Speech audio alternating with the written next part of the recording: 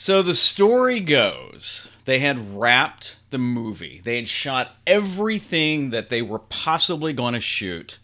And they were sitting in the edit bay. And they're watching the scene that would become one of the most important scenes in the movie. But they knew something was missing and they couldn't place it. They had shot all the dialogue they had written. They had done pretty much everything. And then their editor looked at them and said, "Oh, what if we have Tony say, 'I am Iron Man'?" That's right. One of the biggest lines of the movie that changes the future of the Marvel Universe was an afterthought. Oh, yeah. The Russo brothers hadn't even thought about that. The original scene, he says nothing. And so the scene that we now know was actually shot 3 months before the movie was released. They rush Robert Downey Jr. back in, and they have him shoot this iconic scene. That is a story. And that's what we're talking about today. The power of storytelling and how you can be a better storyteller for your business, your personal brand, or whatever you want to use it for. It's not as hard as a lot of people make it sound. But that's what we're talking about today. Stay with us. 5, 4, 3, 2, 1, fire.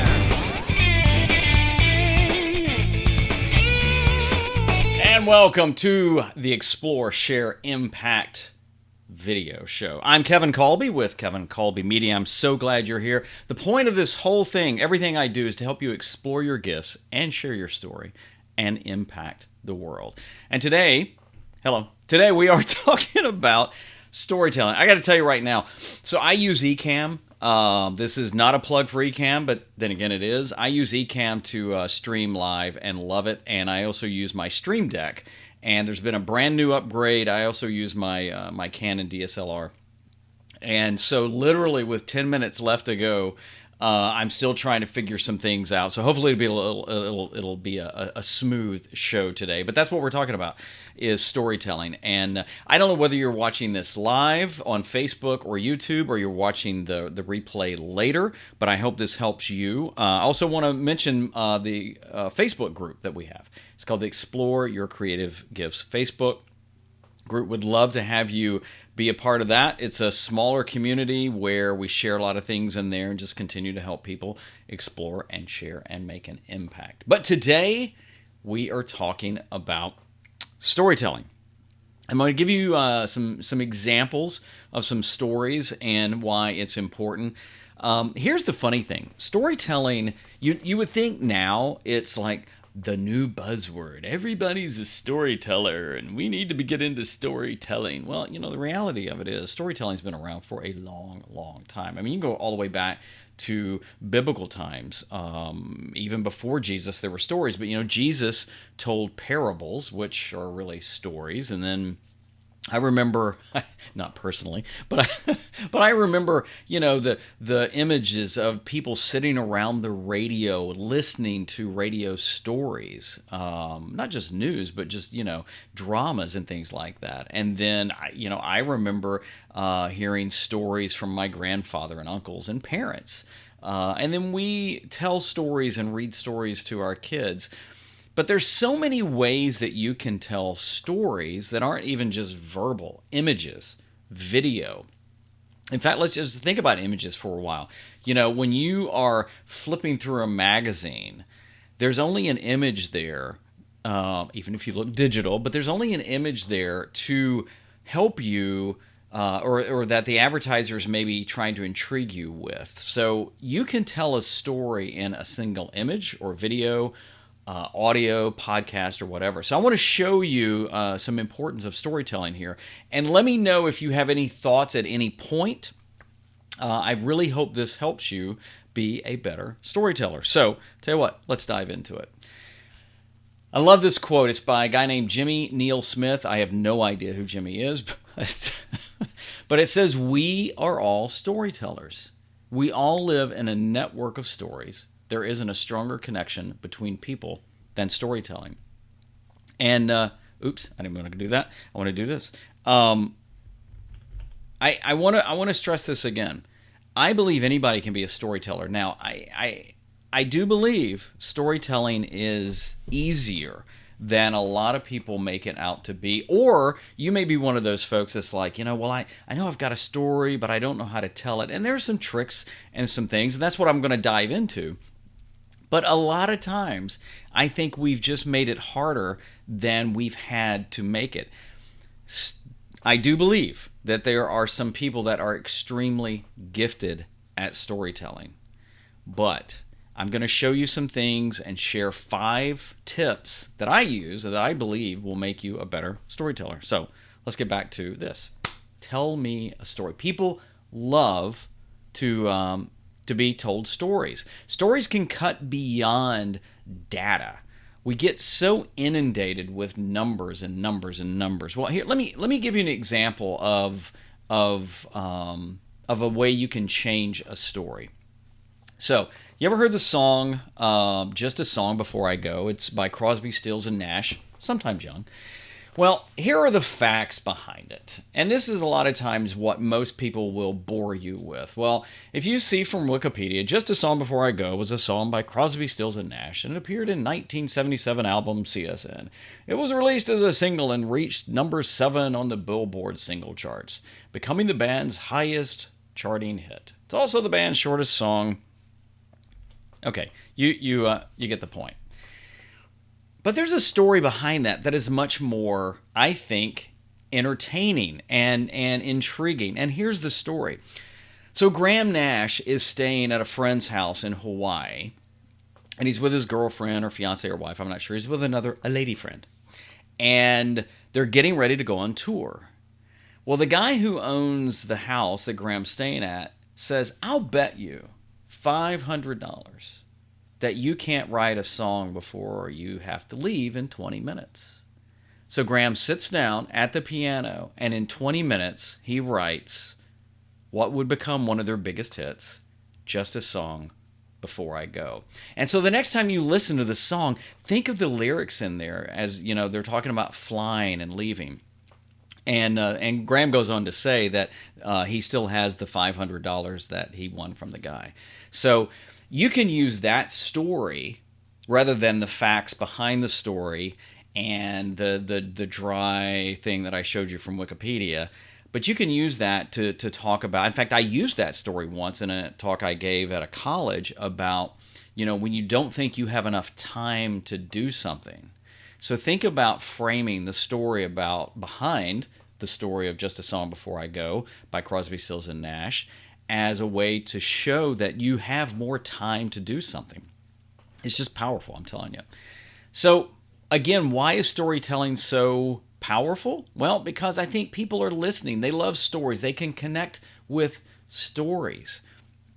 People are kind of tired of having numbers thrown at them, and they get so inundated with percentages and this and that. And I've used them. It's very easy. But, I love this quote from Seth Godin.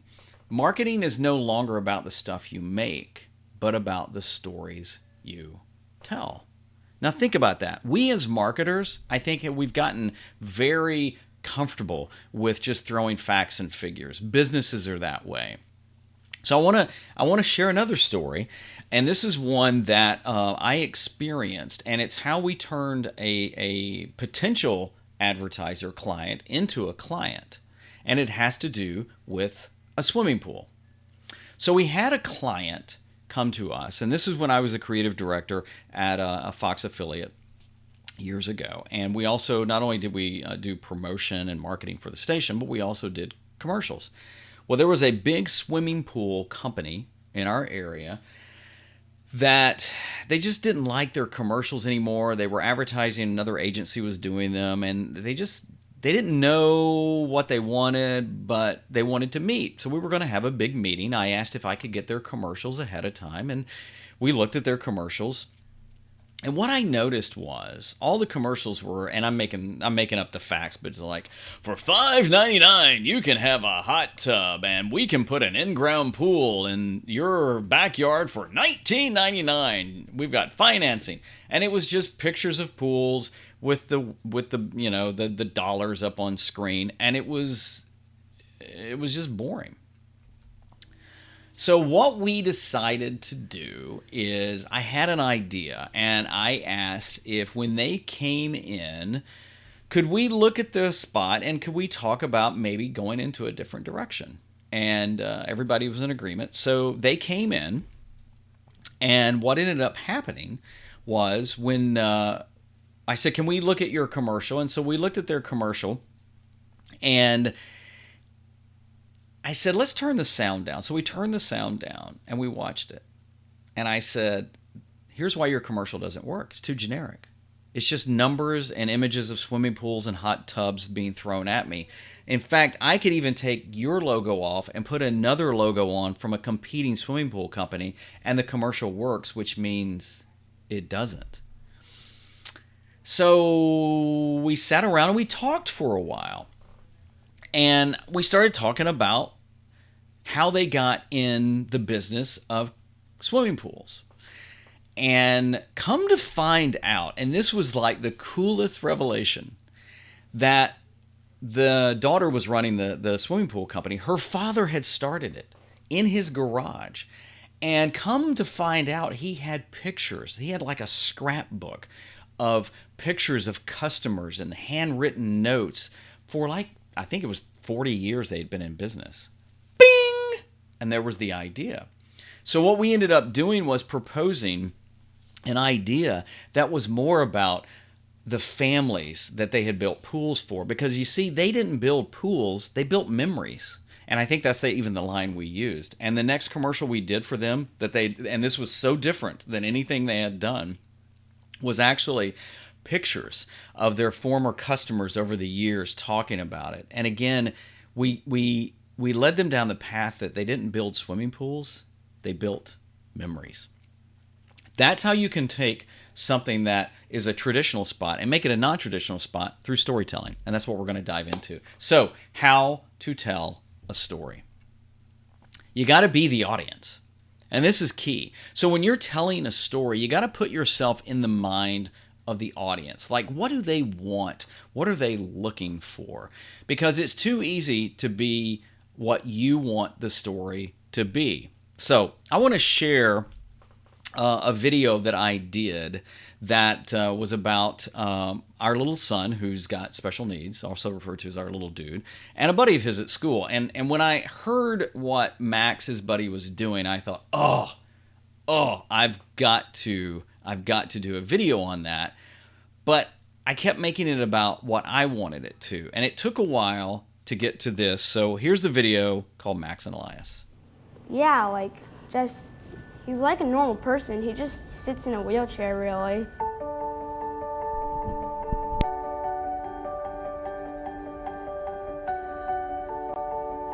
Well, when I came to Lead Mine, I was really interested in special needs kids.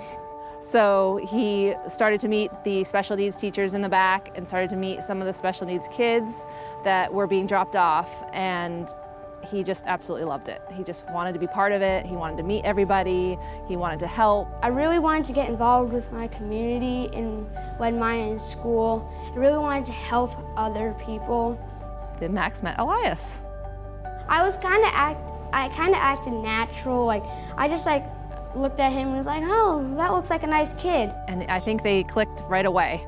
I started bonding with Elias, and I really started to enjoy him. I really felt like a connection with the special needs kids. I think he was curious at first, but then I think he quickly realized too that this little boy who is his same age has a lot of similarities more than any differences. From that day on, I always help with whenever he comes here, I always help with his car and getting him in his wheelchair and setting up his wheelchair and bringing him to the classroom. And they called me wheelchair certified. Yeah, he gives up every morning, his free time. He comes in early. He comes in at 10 to 10 minutes to 8 every day to help out with the safety patrol. So he's in here earlier. He stays on that duty until 8:30, so he's coming in just as school's getting started. I love that he's able to make connections to all sorts of people, not just people in his classroom. He's made connections throughout this whole community, especially Elias. It's been pretty special. He's like a normal person. He just sits in a wheelchair, really. Like, that's really the only difference that he has. He doesn't have, he's not like, he's just a person. I think he's had a very a positive impact on other students. He's just, he always has a smile. He's always happy. He's always helpful, and he just likes to be there for other people. He truly cares.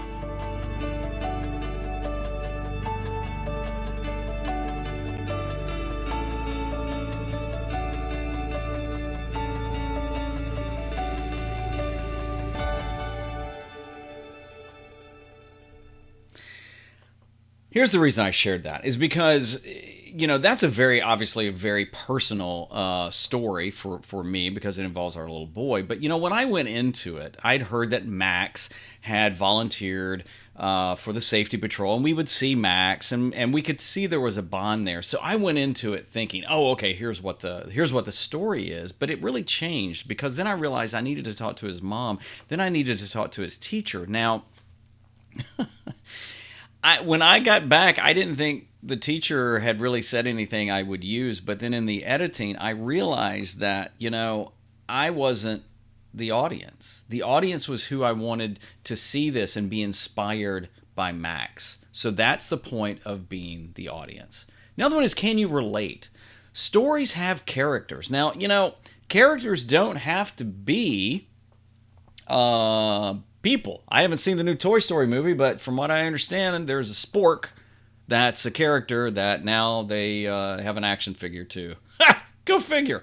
But you have to relate to the characters, because that's another thing that stories do. They hit you on an emotional level, and if you don't connect, it's just not going to matter. That you have to relate. One of my favorite shows of all time is still 24.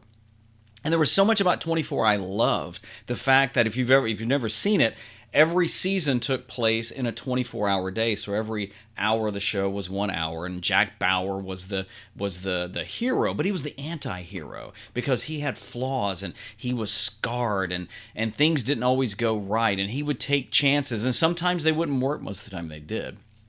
But it was a character, even though I'd never worked for the CIA or the CTU, what they called it. But it was something I could relate to. But, you know, I mean, there's a point where you can relate to a Curious George. You can relate to a George Costanza. If you don't relate to characters, you simply don't care. So that's something to think about. Hook 'em fast. You know what? You've only got a few seconds to hook people. I started today's show, I started this video with a story about the Avengers Endgame. Yes, I love the Avengers. Yes, I wept a little during the movie, but I wanted to hook you to get you into it. Stories can hook you. Stats and data don't. I tell you, do me a favor. The next time you're watching a commercial break, if you watch traditional TV anymore, even if you have Hulu, sometimes there's commercials on there, right? The next time you see it, see what really hooks you in there. Car salespeople are getting smarter about trying to create stories rather than just throw out this month we've got to clear the lot. Well, you know, that's not a story. That's something that I just don't relate to. Hook them fast. And when you hook them, you can pull them in and you can tell it again. If you go back to the Max and Elias video, the line Max says at the beginning is actually about him. You know, he's just a regular kid. He's just in a wheelchair. Well, I use that line again in there, and maybe you didn't notice it, that it's in there twice. Maybe you did, but I wanted to hook you quickly that there was something different here. And then even the image showing Elias and Max together, and you see the wheelchair. I wanted to get you in there fast so you would hopefully want to watch the rest of it. Let the story tell the story. What do I mean by this? I think too often we worry about what the story is going to be, And we go into it with thinking this is exactly what the story is, and we don't let the story tell the story. So I want to show you another example of a video I did and how it completely changed. So last year when Hurricane Florence just ravaged a lot of the coast, including North Carolina. There was areas down near Wilmington that got just ravaged, absolutely ravaged. Well, church we're going to, the lead pastor said, hey, he calls me up and says, hey, we're going to go down there and we're going to give a check presentation because we help other churches out, and it's really cool. And he said, do you want to ride along and we'll do a little video? Yeah, sure. So I ride down there and we do the traditional setup with the pastor down there, and he's talking about things going down there, and here's the check, and we're going to edit it and we're going to show it on some Sunday and things like that. Not about the great things we've done, but just to celebrate stuff like that. Until the pastor of the church down there says, hey, do you guys want to ride around and look at the damage? And we're like, yeah. So I grab my camera and I hop in his Jeep and we go rolling around. And I'm shooting and I'm talking to him. Well, even when I got back, I thought the story was going to be more vlog-like. I thought it was going to be about us down there and we were going to interject ourselves, until I edited and realized, no. That's not the story. And so this was the story that we produced. Now, where are we heading right now? We're headed up to Burgall, North Carolina, about half an hour north of Wilmington. It is the hardest hit area. There's water like 10, some were saying 15 or 20 feet deep in some pockets there, so over roofs of people's houses.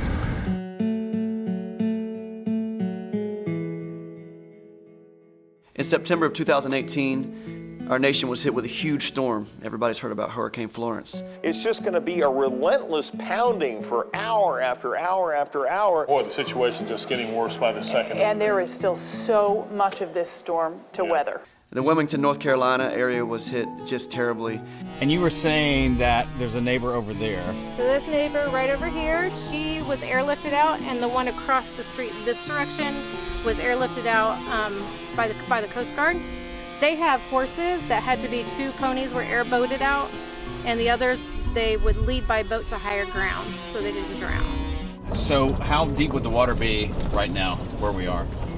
Where we are right now would probably be, right up to the dashboard or the halfway through the windshield of this car. As the news cycles have ended, the question around the nation is, how is Wilmington and how are the surrounding areas? There's an elderly gentleman in this neighborhood that we just learned about who has not begun the first bit of cleanup on his house. He's sitting inside his mold-infested house wearing a face mask, and anytime people come by to help him, he says, no, help somebody else, I'm good. I want to tell you, the outpouring of love and service from so many great organizations have really helped the recovery process, but there's still so much work left to do. Got into your house yet? No. Come on. Come on, Kathy. I'm not as important as everybody else. We're going to get to your house. Whenever it's time, I have to look beyond me to see the need for someone else. Some homes have had 10, 15 feet of water in their neighborhood. Others have to completely rebuild. So how much longer do you think it'll take for you to be able to move back in? Months. We're hoping, since we didn't get water upstairs, as long as we can keep the mold down and get it controlled, to eventually be able to live upstairs in the 2 baths and bedrooms we have upstairs. So yeah, that's what we're hoping eventually. And as you see the piles of people's belongings and all of their lives' work on the side of a street, we realize that we can't fix it with just money. We can't fix it with just work. But what we can do is bring these guys hope. So what is this area? This area is the intersection of Highway 53 and a neighborhood that's right back here. And one thing that the county's requiring them to do just for cleanup is every time as they're gutting their houses, they've got to bring everything up to the highway. And so not only are these folks having to gut their houses, they're having to put it on a trailer and drive it about a mile up the road, up the lane they live on, to dump it here. Some people are still without power and water, and their homes were completely covered in floodwaters. And there's a lot of work left to do. People that live right here are also blood relatives. So they've lost not only their homes, but their closest of kin have also lost homes, and so it's hard for them to find places for the kids to stay. And can I invite you to partner with us Visit dartilm.org, click Volunteer Now. You might not feel like you can help, but you know what you can do? Come visit, come serve, make a financial contribution to the effort, and let's bring hope to the lives of people who lost so much. Will you help us? Visit dartilm.org today.